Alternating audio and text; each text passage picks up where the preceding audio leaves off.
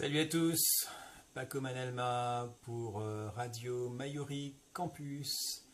Je suis très heureux d'être en contact avec vous, de dire bonjour à nos amis de Saint-Laurent, de la Guyane en général.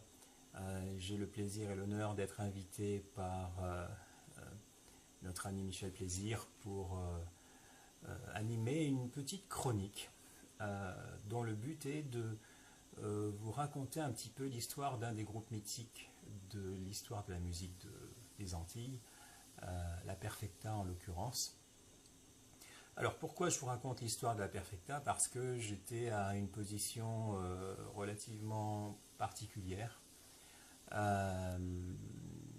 Je suis le fils de Daniel Marie Alfonsine, le chef d'orchestre de la Perfecta. Et j'ai vécu d'assez près certaines choses, sous un certain angle en tout cas. J'étais relativement jeune, donc je n'avais pas toutes les autorisations des adultes dans les années 70. Mais j'ai pu vivre, observer et voir pas mal de choses, et puis avoir des informations de première main de Daniel Marie Alfonsine lui-même concernant certains épisodes de ce qui s'est passé dans la Perfecta et qui a fait que ce groupe était un groupe exceptionnel dans le paysage musical martiniquais dans un premier temps, mais dans les dom-toms, dans toutes les Caraïbes même. Je suis donc ici au SMS Studio, basé à Paris. Mon rôle, c'est...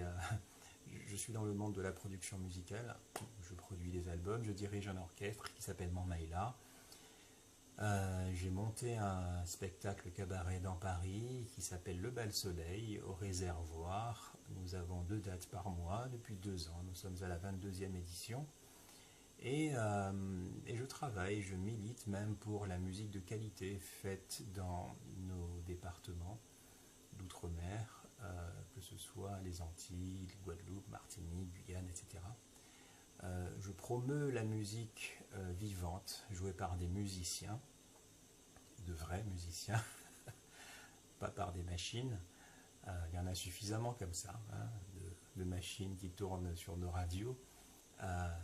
Et donc je suis pour l'éclosion de notre créativité, de notre savoir-faire dans nos cultures respectives. Nous avons beaucoup de choses à dire et je pense que se remorquer un petit peu aux tendances occidentales et faire les suiveurs des stars de pop international, de R&B, de rap, de raga, etc. N'est pas ce qu'on a fait de mieux. Même si ça peut convenir et plaire à certains d'entre nous. Donc, pourquoi je vous parle de la Perfecta encore une fois? Parce que la Perfecta est un de ces orchestres qui a eu une identité très claire et qui n'a pas cherché à imiter les orchestres internationaux venus d'Occident, mais qui a fait un travail de valorisation de ce que nous avons dans le bassin caribéen et a développé une très très belle créativité dans sa musique sur le plan rythmique, harmonique, mélodique. Et par rapport à la précédente édition, le mois dernier, où je vous parlais de l'arrivée de Daniel Marie Alfonsine en tant que chef d'orchestre dans la Perfecta, avec toute bagaille parée, tout ça, c'était en 1978. Aujourd'hui, je vais vous parler de ce qui s'est passé en 1979. 1979, vous avez un phénomène. La Perfecta devient un vrai phénomène parce que ces soirées, ces bals deviennent tellement connus que dans cette salle qu'on appelle la Grange, au Lamentin, au centre de la Martinique, les gens n'arrivent plus à rentrer. Tant et si bien que l'organisation décide de mettre des abonnements pour que ceux qui ont des abonnements aient une chance de rentrer avant les autres. Et puis, s'il reste des places, les autres peuvent rentrer, sinon ils ne rentrent pas. Et donc c'est ainsi que ce groupe était le seul, le premier, le dernier d'ailleurs, à remplir sa salle du mardi soir au dimanche soir non-stop. Voilà, c'était le seul groupe qui fonctionnait comme ça. Relâche le lundi, mais du mardi soir au dimanche soir, pendant toutes les périodes estivales, vacances, etc., eh bien, il y avait le bal de la Perfecta.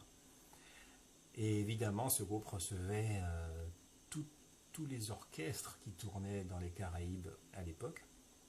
Donc il y a eu des doubles plateaux mythiques avec les Frères Desjans, Magnum Band, Tabou Combo, etc. Et la Perfecta recevait ces groupes à domicile et ces groupes bénéficiaient du public de la Perfecta pour venir se produire. Dans un autre documentaire qui s'appelle La Martinique Nation du Compas, Première Nation du Compas, vous verrez certains renseignements assez délicieux sur la façon dont les Antilles ont contribué à promouvoir le compas. En ce qui concerne la Perfecta, on parle plus de cadence, puisque la musicalité de la Perfecta était différente un petit peu de celle des musiques haïtiennes qu'on appelle le compas. En 79, donc, c'est un phénomène. Tout le monde connaît la Perfecta, tout le monde va danser sur la Perfecta. Et c'est l'année au cours de laquelle Jean Tuernal, le guitariste, écrit... non, il l'avait déjà écrite, mais c'est l'année au cours de laquelle le fameux titre « La Divinité » est enregistré sur un des albums de la Perfecta. Et du coup, ce titre fonctionne très très vite parce qu'il y a un magnifique solo de guitare.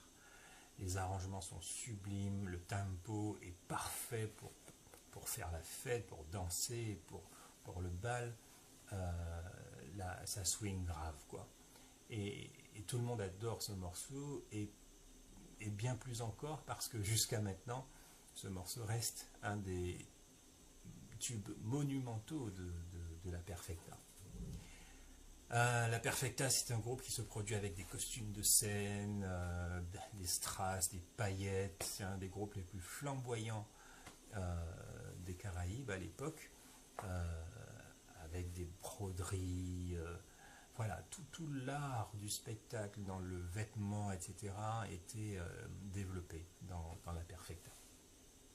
Ce soir, je vais vous jouer donc, pour mettre une illustration sonore sur ma petite chronique de la Perfecta en 1979, le titre « La Divinité », composé par M. Jean Tuernal avec des arrangements de Daniel Marie-Alfonsine qui dirigeait à l'époque la Perfecta. La Divinité. Merci à tous d'avoir été avec nous. Bonne soirée.